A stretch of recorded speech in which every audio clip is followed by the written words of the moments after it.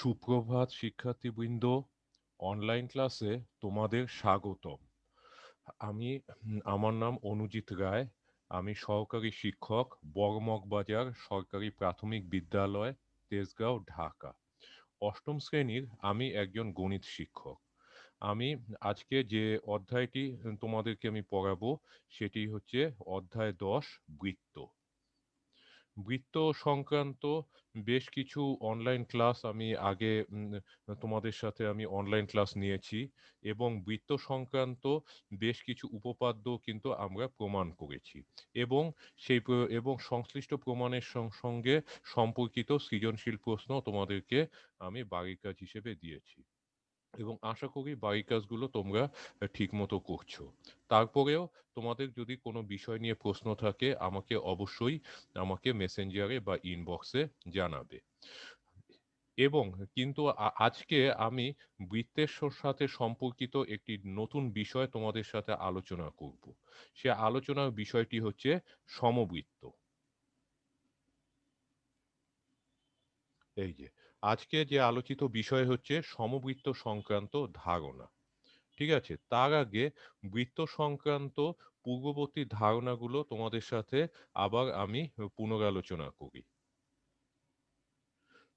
এই যে বৃত্ত, আমরা ইতিমধ্যেই বৃত্ত সম্পর্কে ধারণা অর্জন করেছি। হ্যাঁ, এবং বৃত্ত কি সেটি আমি বৃত্তের যে প্রথম ক্লাস, অনলাইন ক্লাসে আমি বৃত্ত কি সেটি আমি ধারণা দিয়েছি এবং বৃত্তের সাথে বৃত্তের যে বিভিন্ন অংশ সম্পর্কেও সুস্পষ্ট ধারণা তোমাদেরকে আমি সংজ্ঞা এবং ছবিতে বিভিন্ন অংশ চিহ্নিত করে আমি দেখিয়েছি। ঠিক আছে, তারপরেও তোমাদেরকে আমি সেগুলো আবার মনে করিয়ে দিচ্ছি। বৃত্ত হচ্ছে সমতলে অবস্থিত এমন একটি চলমান বিন্দু দ্বারা অতিক্রান্ত পথ যেখানে চলমান বিন্দুটি তার যে কোনো অবস্থানে সমতলে অবস্থিত একটি সুনির্দিষ্ট বিন্দু হতে সর্বদা সমান দূরত্ব বজায় রেখে চলতে থাকে। আচ্ছা, এখন সমতল সম্পর্কে তো তোমরা জানো যে বইয়ের উপরিভাগ, ইটের উপরিভাগ, তারপরে হচ্ছে যে খাতার উপরিভাগ, বাক্সের উপরিভাগ, ব্ল্যাকবোর্ডের উপরিভাগ, এগুলো হলো সব সমতল। এখন মনে করো যে আমরা যখন ব্ল্যাকবোর্ডের ক্লাস নেই, ব্ল্যাকবোর্ডের উপরে আমি একটা বিন্দু নিলাম। এখন এরকম একটা বিন্দু, সেটা ব্ল্যাকবোর্ড কেন, যে কোনো সমতলেই আমি নিতে পারি।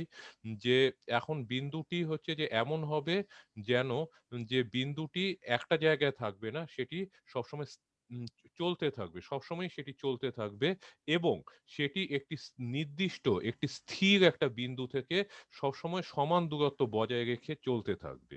এই কথাটি কিন্তু আমি বলেছি। একটি চলমান বিন্দু, তার মানে এমন একটা বিন্দু, সেটা সবসময় চলতেই থাকবে এবং সেই পথটা এবং চলমান বিন্দুটা একটা পথ অতিক্রম করবে। আর যেখানে চলমান বিন্দুটি তার যে কোনো চলমান বিন্দুটি সমতলে যেখানেই অবস্থান করুক, সমতলে অবস্থিত একটি নির্দিষ্ট মানে একটা স্থির নির্দিষ্ট বিন্দু হতে সবসময় সেটি সমান দূরত্ব বজায় রেখে চলতে থাকবে। ঠিক আছে? আচ্ছা, এখন এবং চলতে চলতে একসময় তার আদি অবস্থানে সেটি ফিরে আসবে। মানে বিন্দুটি যেখান থেকে যাত্রা শুরু করেছে সেখান থেকে সবসময় দেখা যাবে যে সমতলে একটা স্থির নির্দিষ্ট বিন্দু থেকে সমান দূরত্ব বজায় রেখে চলতে চলতে যেখান থেকে যাত্রা শুরু করেছিল সেখানেই ফিরে আসবে। ঠিক আছে, এটি আমি প্রথম ক্লাসে আমি ইতিমধ্যে আমি সেটি ধারণা দিয়েছি। আচ্ছা, এখানে সুনির্দিষ্ট বিন্দু, এই যে মানে যেই বিন্দুটি সমতলের উপর যে বিন্দুটি স্থির আছে এবং অর্থাৎ যে বিন্দু থেকে চলমান বিন্দুটি সমান দূরত্ব বজায় রেখে চলছে সে বিন্দুটিকে বৃত্তের কেন্দ্র বলা হয়। মানে চলমান বিন্দুটি, বৃত্ত সংক্রান্ত ধারণায় আমি বলেছি যে চলমান বিন্দুটি একটা সমতলে অবস্থিত একটি নির্দিষ্ট স্থির বিন্দু থেকে সমান দূরত্ব বজায় রেখে চলতে থাকবে, চলতে চলতে এবং যেখান থেকে চলা শুরু করেছিল সেখানেই ফিরে আসবে। আর সমতলে যে নির্দিষ্ট যে যে যে স্থির বিন্দুটি সেটি হচ্ছে সে বিন্দুটিকে বৃত্তের কেন্দ্র বলা হয়। ঠিক আছে, তাহলে আমরা বুঝলাম যে বৃত্তের কেন্দ্র কি, বৃত্ত কি এবং কেন্দ্র কি, সেটি সম্পর্কে আমরা আবার নতুন করে জানলাম। এবং প্রত্যেকটি বৃত্তের একটি এবং কেবলমাত্র একটি কেন্দ্র থাকে। হ্যাঁ, কারণটা হচ্ছে যে একটা বৃত্তে হচ্ছে যে কারণ চলমান বিন্দুটি সবসময় একটা নির্দিষ্ট বিন্দু থেকেই সমান দূরত্ব বজায় রেখে চলতে পারবে এবং সেটা একদম বাস্তবসম্মত ব্যাপার। কারণ সমতলে তুমি একটা বৃত্তে কখনোই এমন কোনো একাধিক বিন্দু পাওয়া যাবে না, যেখানে চলমান বিন্দুটা ওই বিন্দু বা বিন্দুগুলো থেকে যে সমান দূরত্ব বজায় রেখে চলতে থাকবে। তার মানে একটা বৃত্তে একটাই কেবলমাত্র কেন্দ্র থাকে। আচ্ছা, তাছাড়া আমরা কেন্দ্র ব্যতীত বৃত্তের আরো কয়েকটি অংশ যেমন জ্যা। জ্যা সম্পর্কে আমি ১ম ক্লাসেই বলেছি, আমি আবার বলছি যে বৃত্তের উপর অবস্থিত যেকোনো দুটো বিন্দু সংযোজক রেখাংশকে বৃত্তের জ্যা বলা হয়। ঠিক আছে? আর ব্যাস। ব্যাস হচ্ছে বৃত্তের কেন্দ্র যদি কোনো জ্যায়ের উপর অবস্থিত হয়, তাহলে সেই জ্যাকে বৃত্তের ব্যাস বলে। তার মানে ব্যাস হচ্ছে বৃত্তের একটা বিশেষ ধরনের জ্যা এবং যেই জ্যাটার উপরে বৃত্তের কেন্দ্র অবস্থিত। ঠিক আছে? এবার হচ্ছে ব্যাসার্ধ। ব্যাসার্ধ হচ্ছে বৃত্তের কেন্দ্র এবং বৃত্তের উপর অবস্থিত যেকোনো বিন্দু সংযোজক রেখাংশকে বৃত্তের ব্যাসার্ধ বলে। আর ব্যাসার্ধ নাম শুনেই বোঝা যাচ্ছে ব্যাসের অর্ধ। মানে ব্যাসার্ধ হচ্ছে যে দৈর্ঘ্যের সবসময় ব্যাসের অর্ধেক হবে। আর ব্যাস হচ্ছে একটা বৃত্তে যতগুলো জ্যা আঁকা হয়, ব্যাস হচ্ছে সবচেয়ে বড় জ্যা। আর বৃত্তের যেকোনো দুটো ব্যাস পরস্পর সমান হবে, আবার বৃত্তের যেকোনো দুটো ব্যাসার্ধ পরস্পর সমান হবে। ঠিক আছে? এগুলো আমরা এই যে এই অনলাইনে ২য় ক্লাসে আমরা যখন বৃত্তের গুরুত্বপূর্ণ বৈশিষ্ট্য আলোচনা করেছি, তখন কিন্তু আমরা এই যে এই বৈশিষ্ট্যগুলো কিন্তু আমরা উল্লেখ করেছিলাম। এবার চাপ। চাপ হচ্ছে বৃত্তের যেকোনো অংশকেই বৃত্তের চাপ বলে। এখন বৃত্তের কোনো একটা জ্যা বৃত্তকে ২ টি অংশে কিন্তু বিভক্ত করে। এখন সেটা জ্যাটা ব্যাস হতেও পারে, নাও হতে পারে। যে ২ টি অংশে বিভক্ত করে সে ২ টি অংশ হচ্ছে বৃত্তের চাপ এবং জ্যাটি যদি বৃত্তের ব্যাস না হয়, তাহলে দেখা যাবে যে বৃত্তটি ২ টি অসমান অংশে বিভক্ত হয়।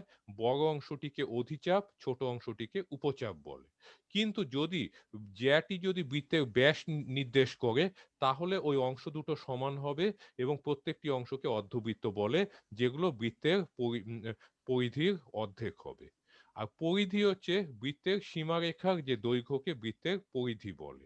এবং এই বিষয়গুলো আমরা বৃত্ত সংক্রান্ত ১ম অনলাইন ক্লাসেই তোমাদেরকে সাথে আলোচনা করেছি এবং ছবি এঁকে তার বিভিন্ন অংশ চিহ্নিত করেছি। এবং এ সংক্রান্ত কিছু উপপাদ্য প্রমাণ করেছি। এবং বৃত্তের বিভিন্ন অংশ এবং বৃত্তের যে গুরুত্বপূর্ণ বৈশিষ্ট্যগুলোকে কাজে লাগিয়ে আমরা কিন্তু উপপাদ্য ১, উপপাদ্য ১ এর বিপরীত প্রতিজ্ঞা, উপপাদ্য ২ এবং উপপাদ্য ৩ কিন্তু আমরা প্রমাণ করেছি। ঠিক আছে? আজকে আমরা বৃত্তের সাথে সম্পর্কিত যে নতুন বিষয়টি নিয়ে আলোচনা করব, সেটি হচ্ছে সমবৃত্ত এবং সমবৃত্ত সংক্রান্ত একটি উপপাদ্য আমরা প্রমাণ করে দেখাবো। এই যে, এখন আমরা বৃত্ত সংক্রান্ত যে বিষয়টি নিয়ে আলোচনা করা হবে তা হলো সমবৃত্ত। আচ্ছা, দেখি সমবৃত্ত। এই যে, সমবৃত্ত দেখো বৃত্ত থেকেই সমবৃত্ত কথাটি এসেছে। আচ্ছা, এখন এখানে দেখো যে বৃত্তের আগে সম বলে একটি কথা কিন্তু এখানে লেখা আছে। সম মানে হচ্ছে সমান। আর বৃত্ত তো তোমরা ইতিমধ্যে জেনেছো। তাই বলে আবার এইটা মনে করো না যে সমবৃত্ত মানে হচ্ছে ২ টা বৃত্ত সমান। ব্যাপারটা কিন্তু তা নয়। এখানে দেখো তাহলে সমবৃত্ত বিষয়টি কি দেখো, একটি বৃত্ত অসংখ্য বিন্দুর সমাবেশ। হ্যাঁ, যেমন একটি সরলরেখায় যেমন অসংখ্য বিন্দু থাকে, একটি ত্রিভুজের মধ্যে অসংখ্য বিন্দু থাকে, একটি চতুর্ভুজে অসংখ্য বিন্দু থাকে, তেমনি একটি বৃত্তের মধ্যেও অসংখ্য কিন্তু বিন্দু থাকে। এখন কোন বৃত্তের উপর অবস্থিত বিন্দুসমূহকে সমবৃত্ত বিন্দু বলে। তার মানে আমরা যদি একটি বৃত্ত আঁকি, এখন দেখা যাবে সমতলের যে বিন্দুগুলো ওই বৃত্তটার উপর অবস্থিত, সেই বিন্দুগুলোকে ওই বৃত্তের প্রেক্ষিতে সমবৃত্ত বিন্দু বলা হয়। ঠিক আছে? বা আমি এই যে আবার এই সমবৃত্ত বিন্দুর সংজ্ঞাকে অন্যভাবেও বলা যায় যে সমস্ত বিন্দুসমূহ উম কোনো একটি সুনির্দিষ্ট বৃত্তের উপর অবস্থিত, অর্থাৎ সমতলে অবস্থিত কোনো নির্দিষ্ট বিন্দু থেকে সমান দূরত্বে অবস্থিত, সে বিন্দুসমূহকে সমবৃত্ত বিন্দু বলা হয়। যেমন বৃত্তের সংজ্ঞাটি আমি আবার দেখাচ্ছি। এই যে বৃত্ত হচ্ছে সমতলে অবস্থিত একটি চলমান বিন্দু দ্বারা অতিক্রান্ত পথ যেখানে চলমান বিন্দুটি তার যে কোনো অবস্থানে সমতলে অবস্থিত একটি সুনির্দিষ্ট বিন্দু হতে সর্বদা সমান দূরত্ব বজায় রেখে চলতে থাকে এবং চলতে চলতে একসময় তার আদি অবস্থানে ফিরে আসে এবং ওই সুনির্দিষ্ট বৃত্তটিকে বৃত্তের কেন্দ্র বলা হয়। তাহলে আমরা কি দেখছি? দেখছি যে একটা চলমান এখন একটা সমতলে একটা নির্দিষ্ট স্থির বিন্দু থাকবে। আর কতগুলো বিন্দু থাকবে, যেই বিন্দুগুলো দেখা যাবে যে ওই নির্দিষ্ট স্থির বিন্দু থেকে সবসময় সমান দূরত্ব বজায় রেখে অবস্থান করছে, তাহলে ওই বিন্দুগুলোকে সমবৃত্ত বিন্দু বলা হয়। ঠিক আছে?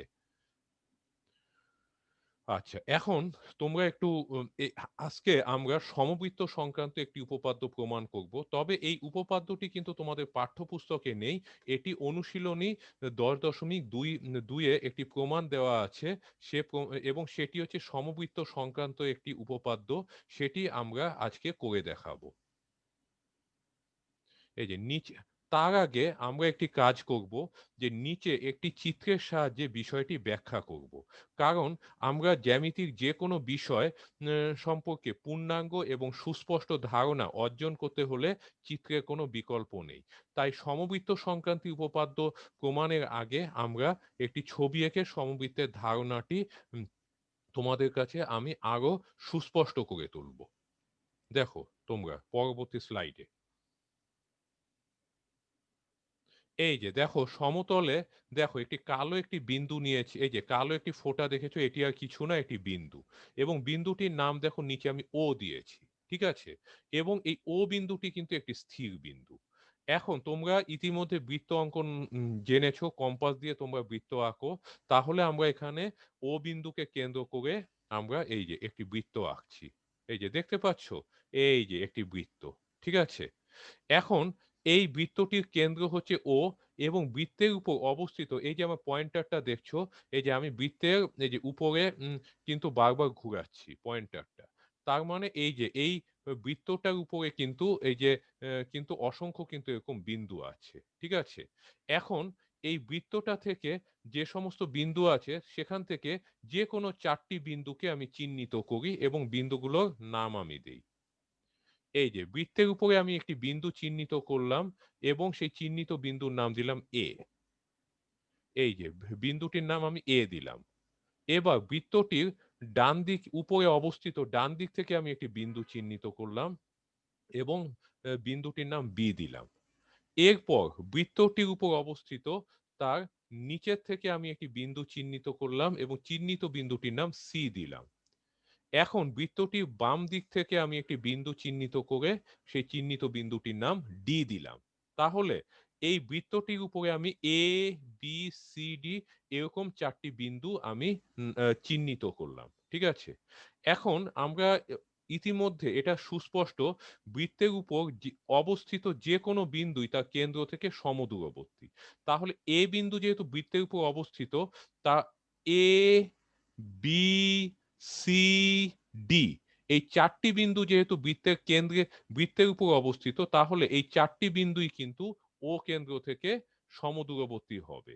তাহলে বৃত্তের কেন্দ্র ও থেকে এর দূরত্ব যা হবে, ও থেকে বির দূরত্ব তো একই হবে, ও থেকে সির দূরত্ব তাই হবে, ও থেকে ডির দূরত্ব তাই হবে। ঠিক আছে? তাহলে এ, বি, সি, ডি এরা যেহেতু সমতলে, এই যে এই ও বিন্দু থেকে সমদূরবর্তী, তাহলে তারা হচ্ছে যে সমবৃত্ত এ বি সি ডি সমবৃত্ত বিন্দু হবে। বা আমি অন্যভাবে বলতে পারি এ, বি, সি, ডি এই নির্দিষ্ট ও বিন্দু থেকে সমান দূরত্ব বজায় রেখে অবস্থান করছে দেখে বিন্দু ৪টি সমবৃত্ত হবে। ঠিক আছে? তাহলে ছবিটা থেকে তোমরা সমবৃত্ত সম্পর্কে ধারণাটা তোমাদের কাছে সুস্পষ্ট হলো। তাহলে সমবৃত্ত চিহ্নিত করতে গেলে অবশ্যই আগে একটি বিন্দুকে কেন্দ্র করে বৃত্ত আঁকতে হবে। এরপর বৃত্তের উপর অবস্থিত আমরা আমরা আমাদের ইচ্ছা মতো যে কয়টি বিন্দু চিহ্নিত করে আমরা তাদেরকে সমবৃত্ত বলতে পারি। ঠিক আছে? তাহলে তোমরা একটু, আমি মৌখিকভাবে যে বিষয়টি তোমাদের বুঝালাম নিচে দেখো সেটি ব্যাখ্যা আকারে দিয়েছি। এই যে উপরের চিত্রে একটি বৃত্ত অঙ্কন করা হলো, এই যে একটি বৃত্ত অঙ্কন করা হলো যার কেন্দ্র হলো ও, সুতরাং বৃত্ত এবং বৃত্তের কেন্দ্রের ধারণা অনুযায়ী বৃত্তের উপর অবস্থিত যে কোনো বিন্দু ও কেন্দ্র হতে সমদূরবর্তী। তাহলে আমরা বৃত্ত এবং কেন্দ্রের সংজ্ঞায় আমরা জানি যে এই বৃত্তটা যে কোনো বিন্দুই ও কেন্দ্র থেকে সমদূরবর্তী। ঠিক আছে? বৃত্তের উপর অবস্থিত এরূপ যে কোনো ৪ টি বিন্দু চিহ্নিত করে, বৃত্তের উপরে আমি যে কোনো ৪ টা বিন্দু চিহ্নিত করলাম। চিহ্নিত করে এ, বি, সি এবং ডি নামকরণ করা হলো। এই যে উপরের বিন্দুটার নাম এ, ডান পাশে একটি বিন্দুর নাম বি দিলাম, নিচের একটি বিন্দুর নাম সি দিলাম, বাম পাশে একটি বিন্দুর নাম ডি নামকরণ করা হলো। সুতরাং সংজ্ঞানুযায়ী এখানে এ, বি, সি এবং ডি বিন্দু ৪ টি একই বৃত্তের উপর অবস্থিত বলে উহারা সমবৃত্ত বিন্দু হবে। তাহলে এখানে এ, বি, সি আর ডি এই ৪ টি বিন্দু একই বৃত্তের উপর অবস্থিত বলে তারা সমবৃত্ত বিন্দু হবে। তাহলে আশা করছি তোমরা যে সমবৃত্ত সংক্রান্ত ধারণাটি সম্পর্কে তোমরা যে এবং সঠিক এবং পূর্ণাঙ্গভাবে অবগত হয়েছ। ঠিক আছে? এখন আমরা যে পরবর্তী স্লাইডে আসি। এই যে নিচে সমবৃত্ত সংক্রান্ত উপপাদ্য প্রমাণ করা হলো। এই যে অনুশীলনী ১০.২ অনুশীলনী ১০.২ এ একটি বিষয় প্রমাণ করতে বলা হয়েছে। দেখো কি প্রমাণ করতে বলা হয়েছে। প্রমাণ করো কোন বৃত্তের সমান জ্যাসমূহের মধ্যবিন্দু সমূহ সমবৃত্ত। তাহলে আমরা যে তাহলে তোমাদেরকে এই যে একটু আগে যে সমবৃত্ত কথাটি বলেছি, এই যে এখানে দেখো সমবৃত্ত কথাটি আছে। তাহলে এই যে এখন তোমরা বুঝতে পেরেছো কেন সমবৃত্ত সংক্রান্ত ধারণাটি আমি দিয়েছি? কারণ তোমরা যদি সমবৃত্ত কি সেটি যদি বুঝতে না পারো, তাহলে তো এটি কখনোই তোমরা প্রমাণ করতে পারবে না। এইজন্য সমবৃত্ত বিষয়টি আগে তোমাদের সুস্পষ্ট হওয়াটা অপরিহার্য। ঠিক আছে? তাহলে এখন আমরা যা প্রমাণ করেছে সেটির আলোকে এখন আমরা নিচে সাধারণ নির্বাচনটি দেখো।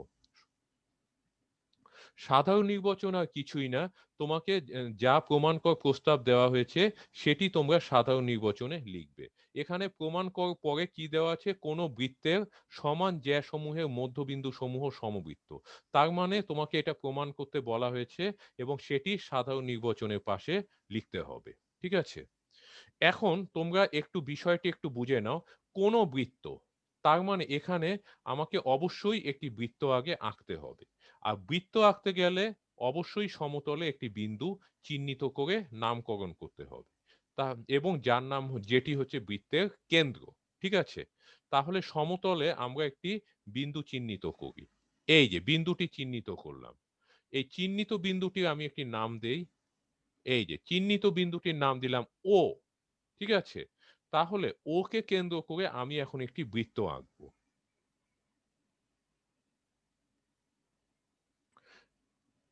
ওকে কেন্দ্র করে আমি এখন একটি বৃত্ত আঁকছি। আচ্ছা, এখন ওকে কেন্দ্র করে আমি যে একটি বৃত্ত যে আঁকছি, এখন আমি যে ৪ টি এখানে সমান জ্যাসমূহের বলা হয়েছে। তাহলে আমি এরকম একাধিক জ্যা নিব যেগুলি পরস্পর সমান।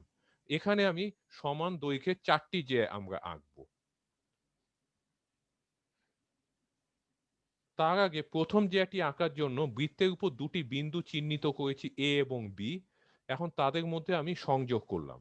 সংযোগ করে আমি এ বি জ্যা পেলাম। ঠিক আছে?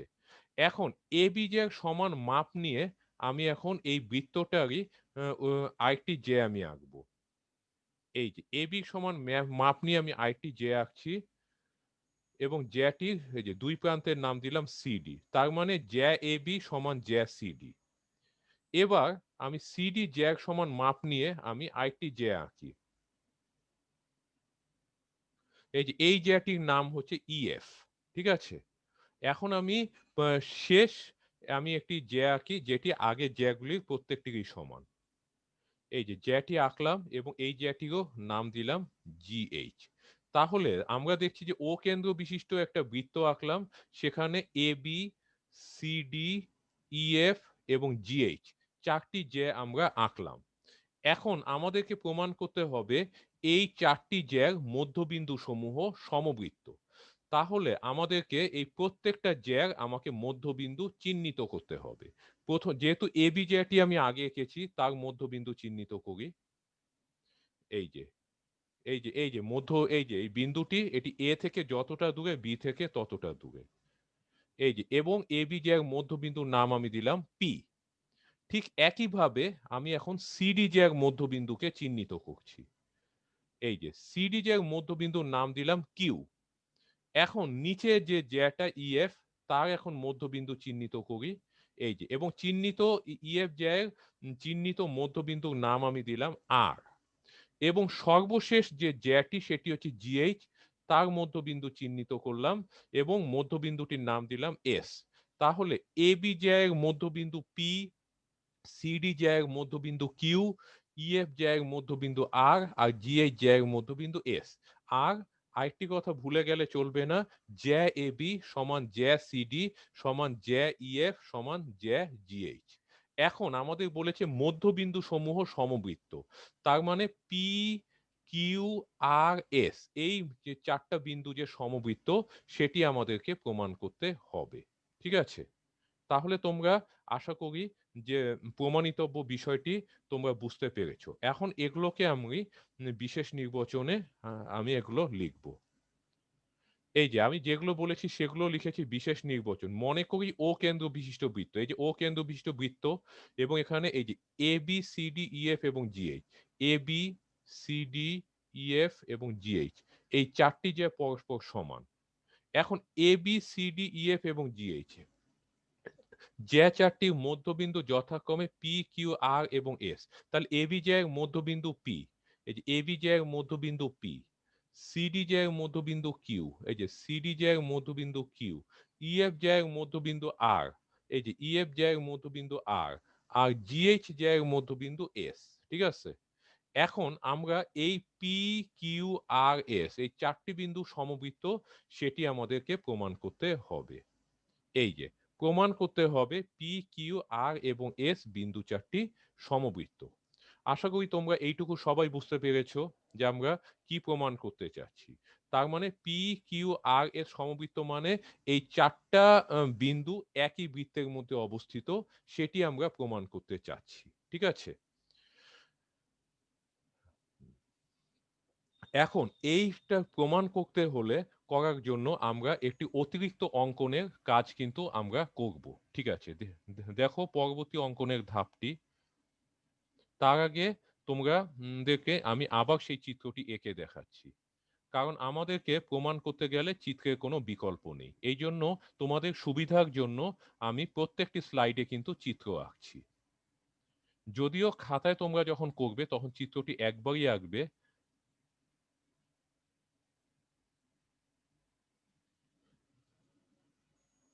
আচ্ছা, এখন দেখো এই যে চিত্র, ওই যে আগের স্লাইডের চিত্রটি আমি আবার এঁকেছি, যে যাতে বারবার আগের স্লাইডে যেতে না হয়। এবং যথারীতি আমরা প্রত্যেকটি জ্যার বিন্দু মধ্যবিন্দুগুলোকে পর্যায়ক্রমে পি, কিউ, আর, এস নাম দিয়ে চিহ্নিত করেছি। এখন আমাদেরকে অতিরিক্ত অঙ্কন হিসেবে দেখো আমরা কি করছি। এই যে অঙ্কন ওপি, ও কিউ, ও আর এবং ও এস যোগ করি। তাহলে কেন্দ্র ওর সাথে পি যোগ করব, কেন্দ্র ওর সাথে কিউ যোগ করব, কেন্দ্র ওর সাথে আর যোগ করব, কেন্দ্র ওর সাথে এস যোগ করব। ঠিক আছে? তাহলে আমরা পর্যায়ক্রমে যোগ করি। এই যে কেন্দ্র ওর সাথে আমি পি যোগ করলাম। এখন দেখো ও কিউ যোগ করব, এই যে ওর সাথে কিউ যোগ করি, কিউ যোগ করলাম। তারপর ও আর, এই যে ও আরটাকে আমি যোগ করলাম। তারপর ও এস, এটিকে যোগ করলাম। তাহলে ওপি, ও কিউ, ও আর, ও এস, এগুলো আমরা যোগ করলাম। ঠিক আছে? আচ্ছা, এখন তো আমরা দেখি যে যে যোগ করলে কি হয়। এখন আমরা সাধারণ নির্বাচন আমরা অলরেডি লিখেছি, বিশেষ নির্বাচন লিখেছি, এখন অঙ্কনও আমরা করেছি। এখন এবার হচ্ছে যে আমাদের চূড়ান্ত ধাপ, সেটি হচ্ছে প্রমাণ।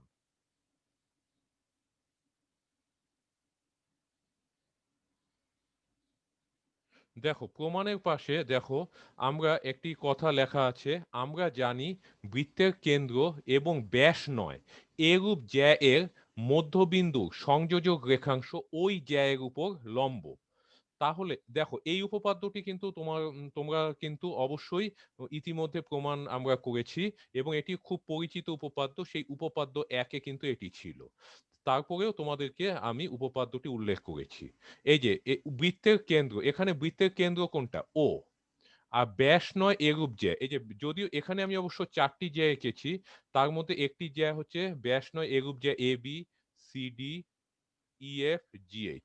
কারণ তারা ইয়ে তারা জ্যা কিন্তু ব্যাস নয়। কারণ ও কেন্দ্রটা তাদের কারো উপরই অবস্থিত নয়। এবং মধ্যবিন্দু সংযোজক রেখাংশ। আমি প্রথম জ্যাটা হচ্ছে যে AB, এখন তার মধ্যবিন্দু হচ্ছে P। তাহলে বৃত্তের কেন্দ্র O আর AB জ্যার মধ্যবিন্দু P এর যে সংযোজক রেখাংশ, এই সংযোজক রেখাংশটা কি? OP। OP টা AB জ্যার উপর লম্ব। ঠিক আছে? তাহলে এখন তোমরা একটু দেখো, প্রথমে আমরা ও কেন্দ্রটা, এখন দেখো বৃত্তের কেন্দ্র হচ্ছে ও, আর হচ্ছে যে আচ্ছা, আর এবি যে এর মধ্যবিন্দু হচ্ছে পি। ঠিক আছে? তাহলে উপপাদ্য ১ অনুসারে এই ওপি রেখাংশ অবশ্যই এবি যে এর উপরে লম্ব হবে। ঠিক আছে? এই যে, তাহলে এবি যে এর উপর কে লম্ব? এই যে এই ওপি রেখাংশ। এই জন্য ওপি রেখাংশকে আমি হচ্ছে যে একটি ম্যাজেন্টা কালার দিয়ে আমি হাইলাইট করেছি। ঠিক আছে? আর ওপি রেখাংশটি কার উপর লম্ব? এবি জ্যা এর উপরে। এই জন্য এবি জ্যাটিকে আমি গাঢ় নীল আ আ রং দিয়ে হাইলাইট করেছি। ঠিক আছে? এখন তোমরা একটু দেখো যে আরেকটি বিষয়, এই যে বৃত্তটার কেন্দ্রটা কি? ও। হ্যাঁ? এখন এই যে ও কেন্দ্র যে, এখন ও কেন্দ্রটা আর সিডি জ্যা এর মধ্যবিন্দু হচ্ছে কিউ। ঠিক আছে? তাহলে আমরা তাহলে আমরা উপপাদ্য ১ অনুসারে আমরা বুঝতে পারছি যে ও কিউ রেখাংশটা সিডি জ্যা এর উপর লম্ব হবে। ঠিক আছে? তাহলে এখানে সিডি জ্যা এর উপর কে লম্ব? ও কিউ রেখাংশ। এই যে। দেখো আচ্ছা। এই যে ও কিউ রেখাংশ। এই যে তার আগে তোমরা দেখো, এই যে আমরা যে চিহ্নিত করেছি ওই কথাটাই লিখেছি যে এবি জ্যার ক্ষেত্রে বৃত্তটির কেন্দ্র এবং এবি জ্যায়ের মধ্যবিন্দু হচ্ছে পি, অতএব ওপি এবির উপর লম্ব। আচ্ছা, এখন দেখো ঠিক একই কারণে বৃত্তটির কেন্দ্র হচ্ছে ও আর সিডি জ্যায়ের মধ্যবিন্দু কিউ, তাহলে এই ও কিউ রেখাংশ সিডি জ্যায়ের উপর লম্ব। ও কিউকে গোলাপি রং দিয়ে আর এই যে সিডি জ্যাকে গাঢ় নীল দিয়ে আমি হাইলাইট করেছি। ঠিক একইভাবে ইএফ জ্যা এর মধ্যবিন্দু আর যেহেতু, তাহলে কেন্দ্র ও হওয়ার জন্য ও আর রেখাংশ ইএফ এর জ্যা এর উপর লম্ব। তাহলে এই যে ও আর কি যেহেতু লম্ব, গোলাপি রং দিয়ে আগের লম্বের মতো গোলাপি রং দিয়ে হাইলাইট করেছি এবং আগের জ্যাগুলোর মতো ইএফ কেও নীল রং দিয়ে হাইলাইট করেছি। ঠিক আছে? এবার দেখো সর্বশেষে যে এই GH টা হচ্ছে সর্বশেষ অঙ্কিত হচ্ছে জ্যা এবং যেটার মধ্যবিন্দু হচ্ছে S। তাহলে উপপাদ্য ১ অনুসারে বৃত্তের কেন্দ্র O আর GH ব্যাসের মধ্যবিন্দু S এর সংযোজক রেখাংশ হচ্ছে OS। এই OS রেখাংশটা হচ্ছে GH এর উপরে লম্ব। তাহলে কে লম্ব? OS রেখাংশ। এই যে OS। আর OS রেখাংশ কার উপর লম্ব? এই যেহেতু GH এর উপর লম্ব, এইজন্য OS কে আমি অন্য লম্বগুলোর মতো গোলাপি রং দিয়ে হাইলাইট করেছি।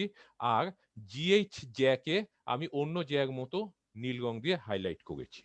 ঠিক আছে? তাহলে এই যে ১ম জ্যা হচ্ছে AB, সেটার মধ্যবিন্দু P, আর বৃত্তটির কেন্দ্র O হওয়ার জন্য OP রেখাংশটা AB জ্যার উপর লম্ব। যেটি আমি প্রমাণে এই যে ইতিমধ্যে উল্লেখ করেছি। আর ঠিক একই কারণে OQ CD র উপর লম্ব হবে, OR EF জ্যার উপর লম্ব হবে, OS GH জ্যার উপর লম্ব হবে। এই যে একইভাবে দেখানো যায়, এই যে ও কিউ লম্ব সিডি, ও আর ইএফ এর উপর লম্ব এবং ও এস জিএইচ এর উপর লম্ব। ঠিক আছে? তাহলে তোমরা উপপাদ্য ১ এর সাহায্য নিয়ে কিন্তু আমরা এই বিষয়গুলো প্রমাণ করেছি। ঠিক আছে? এখন আমাদেরকে আরো কিছু বিষয় আ এবার আমাদেরকে প্রমাণ করতে বলা হয়েছে পি, কিউ, আর, এস এই ৪ টি বিন্দু সমবৃত্ত। এখন সেটি প্রমাণ করতে গেলে আমাকে আরেকটি উপপাদ্যের সাহায্য নিতে হবে। আচ্ছা, দেখা যাক।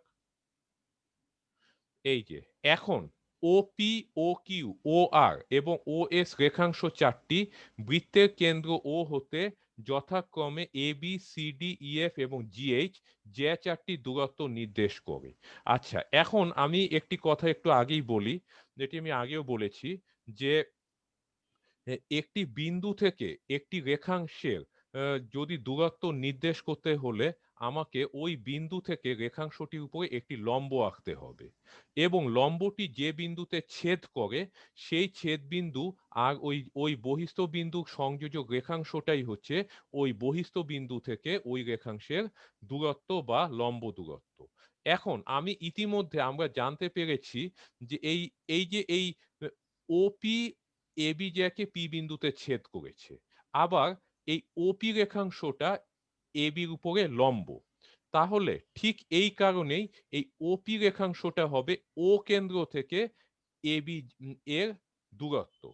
আবার এই যে আবার সিডি যে রেখাংশ তার বহিস্থ বিন্দু ও এবং ও এবং এই যে এবং এই ও কিউ রেখাংশটি সিডি কে কিউ বিন্দুতে ছেদ করেছে, আবার উপরন্তু এই ও কিউ রেখাংশটি সিডির উপর লম্ব। তাহলে এই ও কিউ রেখাংশটি হচ্ছে ও কেন্দ্র থেকে সিডি এর লম্ব দূরত্ব। ঠিক একই কারণে এই ও আর রেখাংশটি হচ্ছে ও কেন্দ্র থেকে ইএফ এর লম্ব দূরত্ব, আবার এই ওএস রেখাংশটি হচ্ছে ও বিন্দু থেকে জিএইচ এর দূরত্ব। ঠিক আছে, তাহলে আমরা বুঝতে পারছি যে ওপি, ও কিউ, ও আর আর ও এস হচ্ছে এরা হচ্ছে ও কেন্দ্র থেকে যথাক্রমে এ বি, সি ডি, ইএফ আর জিএইচ এর দূরত্ব। ঠিক আছে, এবার পরবর্তী ধাপটা একটু দেখো। তার আগে আমি চিত্রটি আবার তোমাদের সামনে নিয়ে আসি।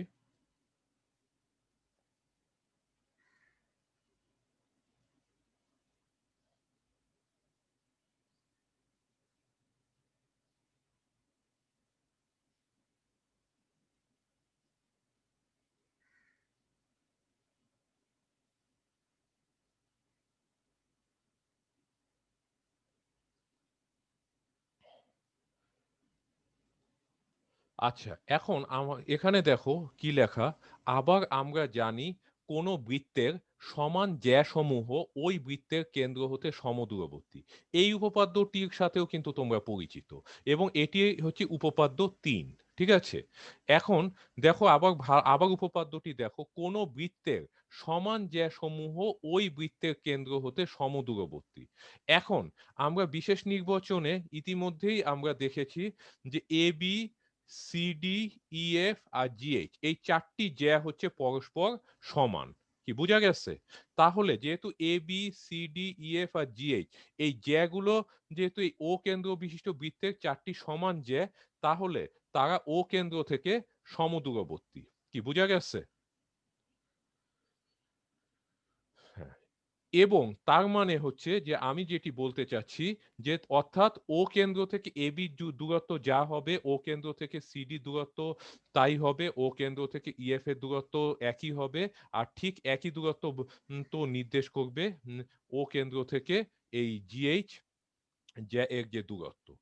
এখন আমরা ইতিমধ্যে আমরা অবগত হয়েছি যে যে এই এই ওপি রেখাংশ হচ্ছে ও কেন্দ্র থেকে এবি জায়ের দূরত্ব, আর ও কিউ রেখাংশ হচ্ছে কেন্দ্র ও থেকে সিডি জায়ের দূরত্ব, আবার ও আর রেখাংশ হচ্ছে ও থেকে ইএফ এর দূরত্ব, আবার ও এস হচ্ছে ও কেন্দ্র থেকে জিএইচ জায়ের দূরত্ব।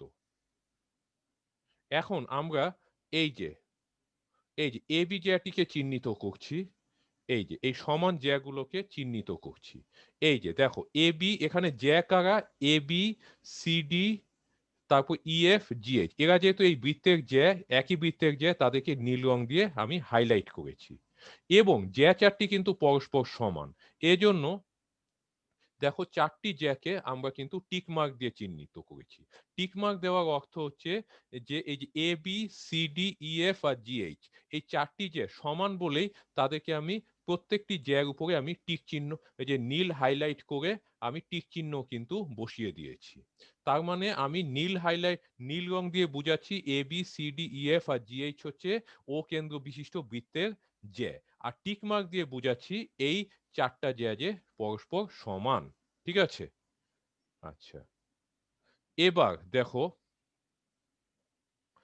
যে এইবার এই ও কেন্দ্র থেকে এ বি জ্যা এর দূরত্ব হচ্ছে ওপি।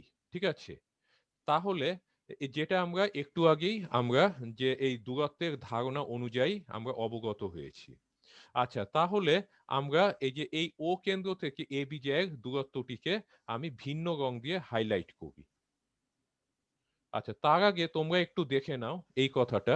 যেহেতু ও কেন্দ্র বিশিষ্ট বৃত্তে A B C D E F এবং জি এইচ যে চারটি পরস্পর সমান, অতএব উহারা ও কেন্দ্র হতে সমদূরবর্তী হবে।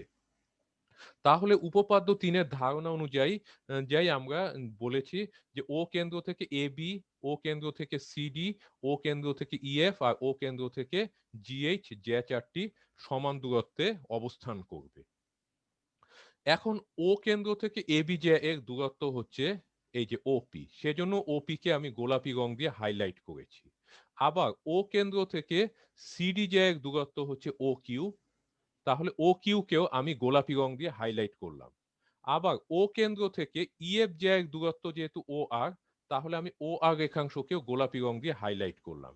এবং এই একই বৃত্তের সর্বশেষ যে অঙ্কিত যে জ্যাটি হচ্ছে জিএইচ, এবং এই ও কেন্দ্র থেকে জিএইচ জ্যা এর দূরত্ব ওএস হওয়ার কারণে ওএস কেও আমি গোলাপি রং দিয়ে হাইলাইট করলাম। তাহলে ওপি, ও কিউ, ও আর আর ওএস রেখাংশকে গোলাপি রং দিয়ে আমি হাইলাইট করার কারণ হলো এই চারোটাই হচ্ছে এই চারোটি রেখাংশ হচ্ছে ও কেন্দ্র বিশিষ্ট বৃত্তের সংশ্লিষ্ট জ্যা থেকে দূরত্ব নির্দেশ করে। ঠিক আছে? ও কেন্দ্র থেকে সংশ্লিষ্ট জ্যাসমূহের দূরত্ব নির্দেশ করে বলেই আমি ওপি, ও কিউ, ও আর আর ওএস এই চারটি রেখাংশকে আমি গোলাপি রং দিয়ে হাইলাইট করলাম। এখন আমাদের বলা হয়েছে যে এই যে A B C D E F আর জি এইচ এই চারটি জ্যা হচ্ছে ও কেন্দ্র থেকে সমদূরবর্তী। তার মানে ও কেন্দ্র থেকে এ বি জ্যায়ের দূরত্ব, সিডি জ্যায়ের দূরত্ব, ইএফ জ্যায়ের দূরত্ব আর জিএইচ জ্যায়ের দূরত্ব সমান। তাহলে ও কেন্দ্র থেকে এবি জ্যায়ের দূরত্ব হচ্ছে ওপি। তাহলে আবার ও কেন্দ্র থেকে সিডি জ্যায়ের দূরত্ব ও কিউ, ও কেন্দ্র থেকে ইএফ জ্যায়ের দূরত্ব ও আর, আর ও কেন্দ্র থেকে জিএইচ জ্যায়ের দূরত্ব ও এস। এই ওপি, ও কিউ, ও আর আর ও এস এই উপপাদ্য ৩ অনুসারে অবশ্যই সমান হবে। এবং সমান হওয়ার জন্য আমরা এই চারটি এই যে গোলাপি রং দিয়ে হাইলাইট করা রেখাংশগুলোকে, এই দূরত্ব নির্ধারক রেখাংশগুলোকে আমি ক্রস সাইন দিয়ে চিহ্নিত করি। এই যে ওপি কে চিহ্নিত করলাম, এখন ও কিউ কে চিহ্নিত করলাম, ও আর কে চিহ্নিত করলাম, ও এস কে চিহ্নিত করলাম। তার কারণ হচ্ছে এই চারটি দূরত্ব পরস্পর সমান বলেই আমি এদেরকে ক্রস সাইন দিয়ে আমি চিহ্নিত করলাম। এবং তারা সমান হওয়ার কারণ হচ্ছে এই উপপাদ্য ৩ অনুসারেই ওপি, ও কিউ, ও আর আর ও এস সমান হবে। আর সমান যেহেতু এই জন্য আমি ক্রস সাইন দিয়ে তাদেরকে আইডেন্টিফাই করলাম।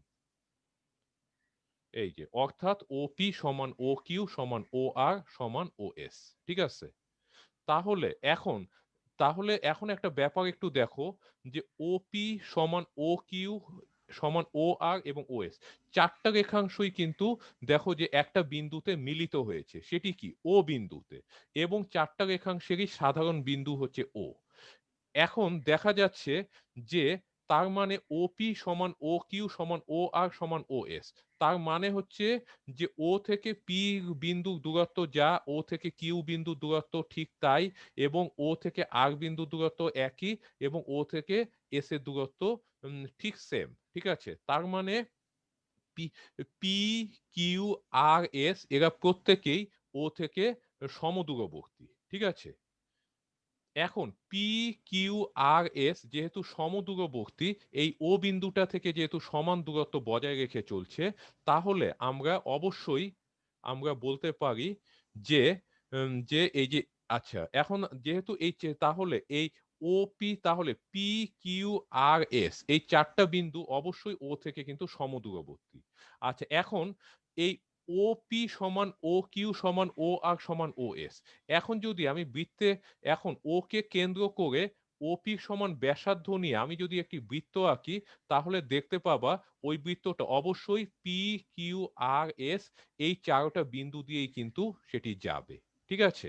তা হ্যাঁ, কারণটা হচ্ছে যে যেহেতু কারণ আমি যদি ও বিন্দুকে কেন্দ্র করে OP সমান ব্যাসার্ধ নেই, তাহলে দেখা যাবে বৃত্তের সকল ব্যাসার্ধ কিন্তু পরস্পর সমান হবে।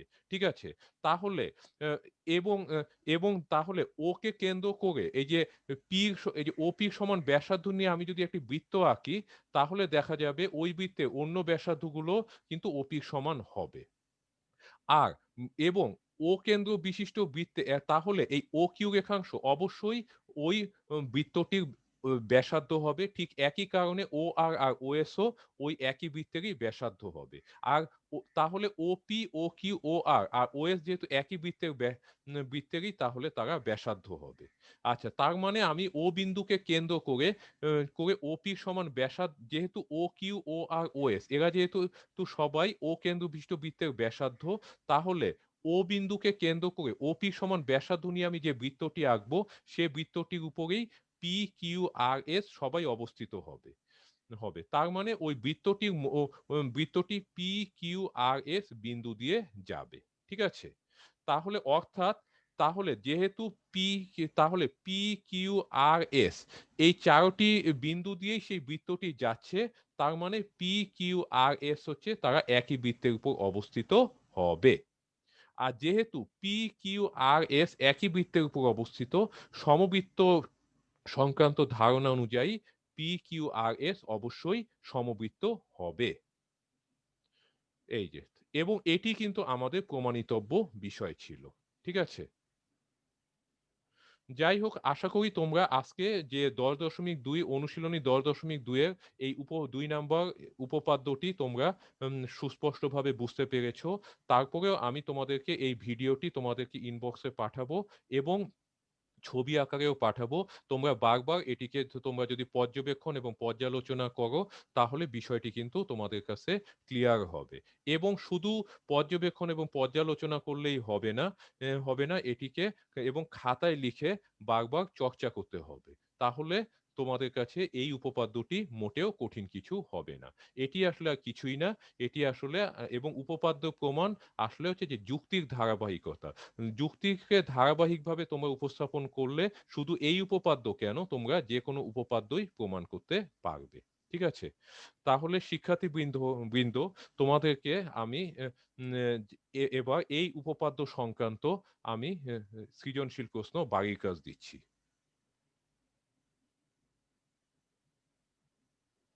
এই যে ১ নাম্বার নিচের উপপাদ্যগুলো প্রমাণ করো। তাহলে ক নাম্বার কোন ত্রিভুজের শীর্ষবিন্দু সমূহ সমবৃত্ত হবে। সেটি একটি খাতায় লেখো। তার মানে তোমাদেরকে একটি ত্রিভুজ আঁকবা এবং ত্রিভুজের যে মনে করো একটা ABC একটা ত্রিভুজ আঁকবা, সেটা ৩ টা শীর্ষবিন্দু ABC সেগুলো সমবৃত্ত প্রমাণ করবে। এবার খ নাম্বারটা এবার খাতায় লেখো, একটি আয়তের শীর্ষবিন্দু সমূহ সমবৃত্ত হবে। এখন তোমরা এই উপপাদ্য দুটো খাতায় লিখবে এবং যথারীতি তোমরা প্রমাণ করবে। সাধারণ নির্বাচন, বিশেষ নির্বাচন, প্রয়োজন বোধে অঙ্কন করবে এবং প্রমাণ করবে সবার শেষে। আচ্ছা, তোমাদের আশা করি তোলা হয়েছে। এবার ২ নাম্বার সৃজনশীল প্রশ্নটি একটি দেখো। দেখো ২ এর ক এর সৃজনশীল প্রশ্ন। এই যে দেখো, এখানে তোমরা একটি বৃত্ত কিন্তু দেখতে পাচ্ছ। বৃত্তটির কেন্দ্র হচ্ছে O, আর বৃত্তের উপর ৪ টি বিন্দু নিয়ে আমি কিন্তু বৃত্তের ভিতর একটি চতুর্ভুজ অঙ্কন করলাম। কিন্তু তারপরেও এখানে কিছু ইনফরমেশন ছবিটা দেখে বোঝা যাবে না। সেজন্য আমি ছবির নিচে আমি লিখিতভাবে ইনফরমেশনটা দিলাম। এই যে ইনফরমেশনে কি আছে, উপরের চিত্রে ও কেন্দ্র বিশিষ্ট, এই যে ও কেন্দ্র বিশিষ্ট বৃত্ত হচ্ছে এইটা, সেটার জ্যা হচ্ছে এই যে AB, BC, CD এবং DA। এবং আরেকটি বিষয় কিন্তু এখানে দেখো যে জ্যা AB সমান জ্যা BC সমান জ্যা CD সমান জ্যা DA। ঠিক আছে? হ্যাঁ, এটি একটি এখন খাতায় উঠাও। তাহলে তোমরা একটা ও কেন্দ্র চিহ্নিত করে একটা বৃত্ত আঁকবা এবং তোমরা AB, BC, CD এবং DA ৪ টা সমান দৈর্ঘ্য নিয়ে জ্যা আঁকবে। হুম, আশা করি তোলা হয়েছে। এবার দেখো ১ নাম্বার কি বলেছে, উপরের উপরোক্ত তথ্যের আলোকে চিত্র অঙ্কন করো। তাহলে তোমরা ছবিটা আঁকবে এবং আরেকটি কাজ কিন্তু এখন করতে বলা হয়েছে যে A B B C C D ও ডি এ জ্যাসমূহের মধ্যবিন্দু চিহ্নিত করো।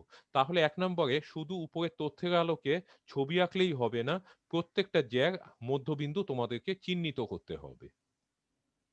আচ্ছা, এটি খাতায় তুলে নাও।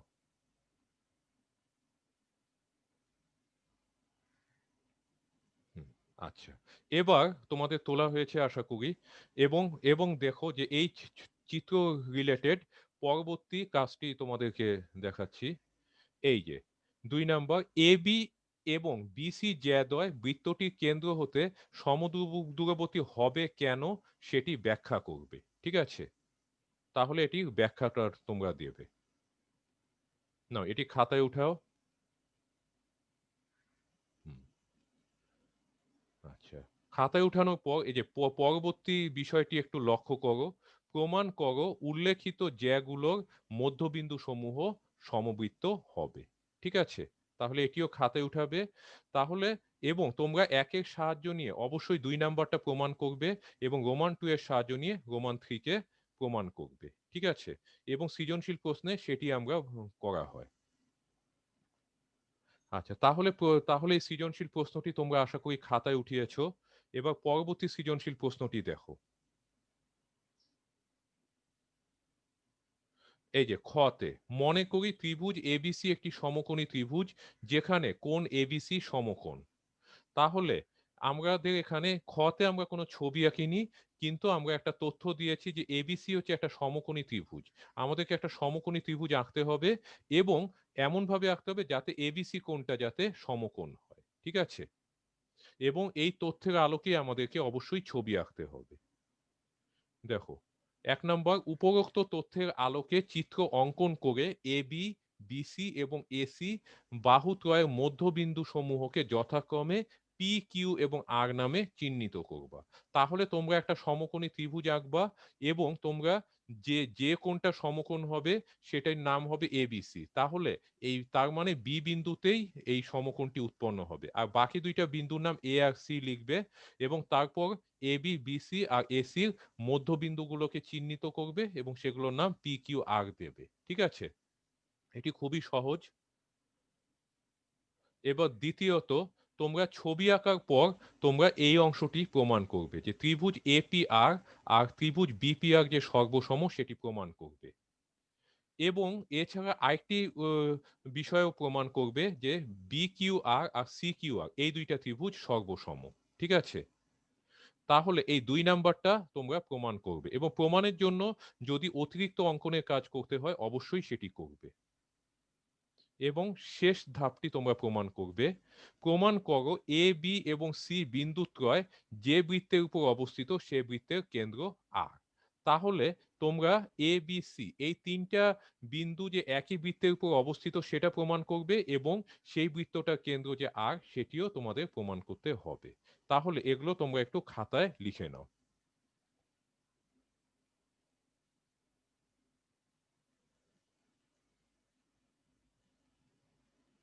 হুম, আশা করি যে তোমরা খাতায় লিখেছো। আচ্ছা, এবং তোমরা এই যে আজকের এই উপপাদ্যটি আজকে তোমরা বাসায় বারবার সেগুলোকে বারবার দেখবে, চিন্তা করবে, ও পর্যবেক্ষণ করবে, পর্যালোচনা করবে। করার পর এটি যখন আয়ত্ত হবে বারবার খাতায় লিখে চর্চা করবে। চর্চা করার পর তোমরা এরপর এই যে আজকে যে সৃজনশীল প্রশ্ন যে বাড়ির কাজ দিয়েছি সেগুলিও তোমরা খুব ঠান্ডা মাথায় চিন্তা ভাবনা করে তোমরা সেগুলি করবে এবং যেখানে যে উপপাদ্যের প্রয়োজন সেখানে সেই উপপাদ্য অবশ্যই প্রয়োগ করবে। আশা করি তোমরা এই যে সমস্যাগুলো তোমরা সমাধান করতে পারবে। তারপরেও যদি তোমাদের কোনো সমস্যা নিয়ে এগুলো নিয়ে যদি কোনো প্রশ্ন থাকে বা আজকের উপপাদ্য এবং সৃজনশীল প্রশ্ন এবং যে দুটো উপপাদ্য বাড়ির কাজ হিসেবে দিয়েছি, কোনো প্রশ্ন থাকলে বা কোনো সমস্যা থাকলে তোমরা ইনবক্সে মেসেজ আকারে পাঠাবে। ঠিক আছে? তাহলে শিক্ষার্থীবৃন্দ এই করোনা পরিস্থিতিতেও তোমরা যে তোমাদের যে শারীরিক সুস্থতা বজায় রেখে তোমাদের পাঠের কার্যক্রম চালিয়ে যাচ্ছ সেজন্য তোমাদেরকে আন্তরিকভাবে ধন্যবাদ। তোমরা সবাই সুস্থ থেকো, ভালো থেকো, নিরাপদে থেকো। ঠিক আছে? তাহলে আজকের ক্লাস আমার এখানেই শেষ হচ্ছে। বিদায়।